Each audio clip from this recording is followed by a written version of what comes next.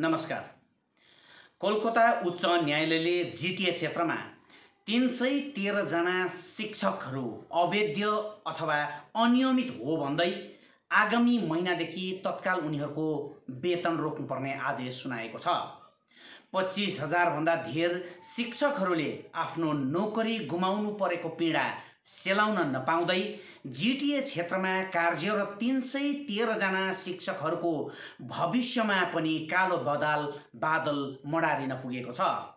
आज कोलकाता उच्च न्यायालयमा जिटिए क्षेत्रमा अघिबाटै नियुक्ति पाएका 313 जना शिक्षक नियुक्तिको मुद्दाको सुनवाईको क्रममा माननीय न्यायाधीश विश्वजित बसुले उक्त 313 जना शिक्षकहरूको नियुक्ति नियम अनुसार नभएको भन्दै उनीहरूको वेतन आगामी महिनादेखि रोक्नुपर्ने आदेश सुनाएका छन्।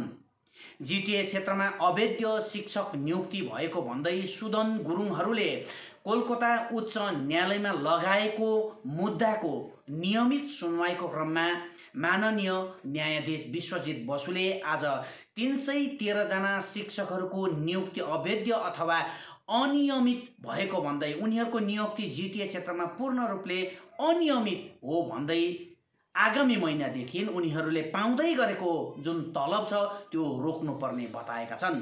यस क्रममा राज्य सरकारको पक्षबाट न्यायालयमा उपस्थित बनेका एडभोकेट जेनरलले न्यायाधीश समक्ष 1 सप्ताहको समय मागेका थिए भने राज्य सरकारको पक्षबाट यसबारे आगामी जवाब दर्ता गर्नका निम्ति न्यायाधीशले 1 हप्ताको बदली मात्र 72 घण्टा अर्थात् 3 दिनको समय दिएको छ।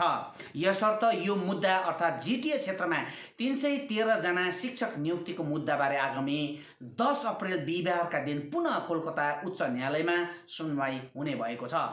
यसबारे जिटिए क्षेत्रमा अवैध शिक्षक नियुक्ति भयो भन्दै कोलकाता उच्च न्यायालयमा मुद्दा दर्ता गर्ने सुदन गुरुङसँग टेलिफोनिक कुराकानी गरेका छौँ। सुन्नुहोस् उक्त टेलिफोनिक कुराकानीमा सुदन गुरुङले के भने त। हजुर, जुन अहिले जिटिए को जुन 313 को शिक्षक नियुक्तिको बारेमा चाहिँ कलकत्ता हाइकोर्टले वेतन रोक्ने कुरा गर्यो भन्ने समाचार आइरहेछ। यो बारेमा अलिकति स्पष्ट दिनुहोस् न, स्पष्टीकरण। आज 7 अप्रेल 2025 को दिन तपाईँको नियमित रूपमा आज कलकत्ता उच्च न्यायालयको प्रिन्सिपल बेन्चमा जिटिए अधीनस्थ क्षेत्रभित्र रहेको जुन चाहिँ यो अवैध शिक्षक नियुक्ति भएको थियो यसको मामलाको सुनवाई आज निरन्तर रूपको आजको एउटा डेटमा म पनि उपस्थित थिएँ होइन। र आज तपाईँको कलकत्ता उच्च न्यायालयका न्यायाधीश विश्वजित बसुले 313 जना शिक्षकहरूको नियुक्ति अवैध वा अनियमित रहेको कारणले गर्दाखेरि चाहिँ यिनीहरूको जुन चाहिँ तलब छ यो महिनादेखि चाहिँ रोक्ने निर्णय लिएका छन्। यो तपाईँको के भन्दाखेरि तर तपाईँको स्टेट गभर्मेन्टको एडभोकेट जेनरलले यसलाई अलिकति टाइम माग्दाखेरि चाहिँ तपाईँको 1 हप्ताको टाइम माग्दा, तर माननीय न्यायाधीशले चाहिँ तपाईँको 72 घण्टाको टाइम दिएको छ। र यसै कारणले गर्दाखेरि अब यो यसको फैसला चाहिँ तपाईँको यो बिहिबार यानि कि अब यही 10 तारिक चाहिँ तपाईँको 10 अप्रेल 2025 को दिन चाहिँ यसको फैसला हुन्छ। तर विश्वजित बसुले चाहिँ उहाँकोबाट चाहिँ अब तपाईँको यो जुन चाहिँ स्यालेरी छ यो त अर्को महिनादेखि चाहिँ स्टप हुनुपर्छ भनेर चाहिँ उहाँले चाहिँ निर्णय दिइसक्नु भएको छ। अच्छा, अनि नेक्स्ट हियरिङ चाहिँ भनेपछि फेरि 10 तारिक छ इमिडिएटली। यो 10 तारिक बिहिबार छ। हजुर हजुर, अनि यो सँगसँगै तपाईँले अरू जस्तै 121 के कतिको योहरू मुद्दा उठाइरहनु भएको छ नि।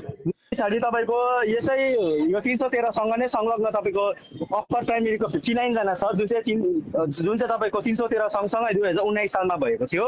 र यसको पछाडि चाहिँ फेरि 439 को लिस्ट छ जुन चाहिँ 2017 सालमा भएको थियो।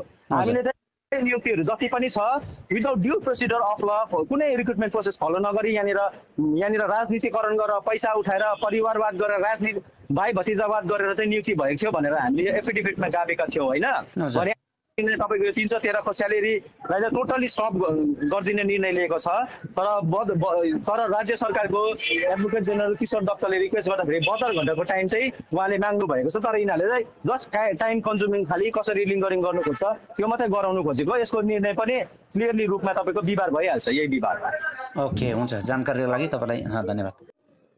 जिटिए क्षेत्रमा बारम्बार शिक्षक नियुक्ति अवैध भयो, शिक्षक भर्ती घोटाला भयो भन्दै सुदन गुरुङहरूले यसरी मामला कोलकाता उच्च न्यायालयमा पुर्याएका छन् भने आगामी दिनहरूमा यो सुनवाईको क्रममा जिटिए क्षेत्रमा अहिलेसम्म नियुक्ति पाएर कार्यरत रहेका शिक्षकहरूको भविष्य के हुने हो भन्ने अब शङ्काको घेरमा परेको छ। किनभने आज न्यायाधीशले जुन प्रकारको फसेला सुनवाईको क्रममा अगाडि बढाए, जुन नियुक्ति पाएका 313 जना शिक्षकहरूको वेतन रोक्नुपर्ने कुरा न्यायालयमा उठ्यो, यसबारे अब बङ्गालभरि नै जसरी 25,000 भन्दा धेर शिक्षकहरूले आफ्नो नोकरी गुमाउनु परेको छ, त्यसरी नै जिटिए क्षेत्रमा 313 अनि त्योभन्दा अरू पनि जुन शिक्षकहरू नियुक्ति पाएका छन्, कार्यरत छन्, त्यो मुद्दाहरू पनि सुदन गुरुङहरूले कोलकाता उच्च न्यायालयमा उठाइरहेका छन्। मुद्दाको सुनवाईको क्रम जारी छ।